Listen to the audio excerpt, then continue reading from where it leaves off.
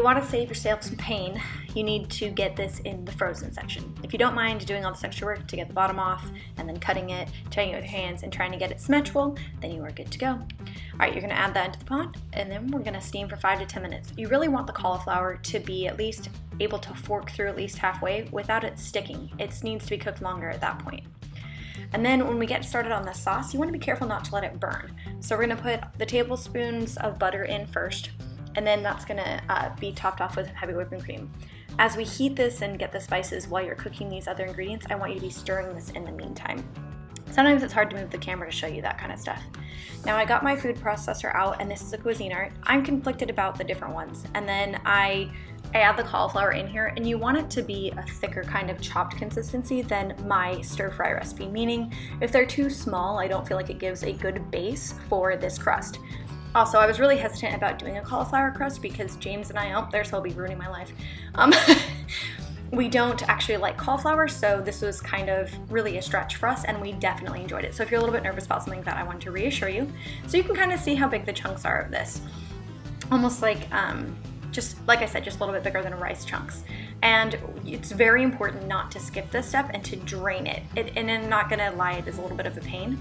I will have in the description box the bag that I use. It's actually an almond milk bag, and I found it to be really durable, really strong, easily washable. And this actually looks like it's a lot worse than it is. It took me a minute to do this. And I just kept turning it and squeezing out all the excess water, and I kind of try to show you at the end how much it is without spilling it all over the counter. And then I just pour it into my favorite bowl, and you can see that it's got a very, I don't even know what that looks like actually. Why don't you put in the comments below what you think that looks like. And then I'm just gonna add these extra ingredients in for the crust to make it more flavorful. It's gonna have a cheese base as well as the cauliflower and some spices, because I find that crusts in general can be pretty bland. I'm not a big like bread person, and if you add these in, it gives it that kind of Italian extra fancy restaurant feel, and I just love that. Also, the cheese kind of give it a more flaky texture on the outside, and it keeps it moist on the inside, which I think that's kind of what you want with this sort of pizza. I wasn't going for a flatbread type of crust. I really wanted something fluffy and delicious and very sort of satisfying in that sense. I hope that kind of makes, I hope you can relate to that and understand that. I will have a flatbread recipe coming soon though.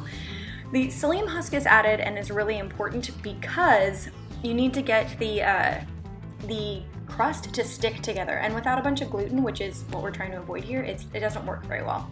You want to make sure that it's mixed well, and I say that because if you mix it real good, then it's actually going to get the psyllium husk where it needs to be. If you have a mixer for baking purposes, I do not have one, and it is on my list of things I really, really, really want. It'll help tremendously with this part of the process to get it to be really even and to cook even better.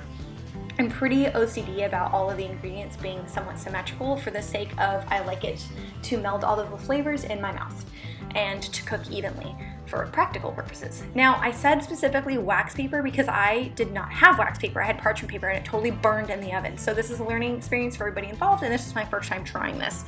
Luckily, it came out good.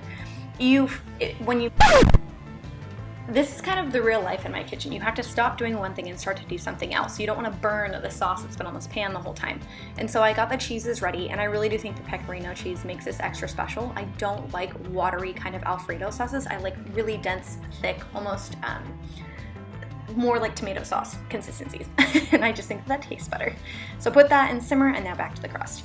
So you want to make sure that this is in between wax paper, not parchment paper, because it'll actually let you roll it. And then if you don't have this, the cauliflower will stick to your roller unless you put oil on it. So because we don't have that gluten again or that flour, it really just doesn't work unless you have it between two pieces of wax paper.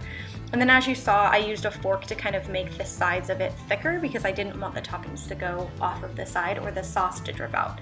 Now again, I talked about how I like to make things really symmetrical. And in most of my recipes, you'll notice I kind of tried to add as much as I can. I really want to get as many nutrients into my body and to be as healthy, along with flavor. I'm not going to eat spinach straight. I'm not going to eat chicken. And in this case, it was smoked turkey, which I highly recommend if you have access to it. And just to get this into the sauce, it's going to make it taste better to have so many different varieties, as well as it's better for you in the long run.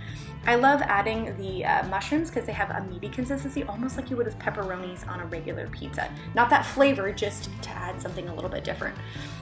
And then I put the trivet on the table because you do not want to burn a hole through your counter like I may or may not have done.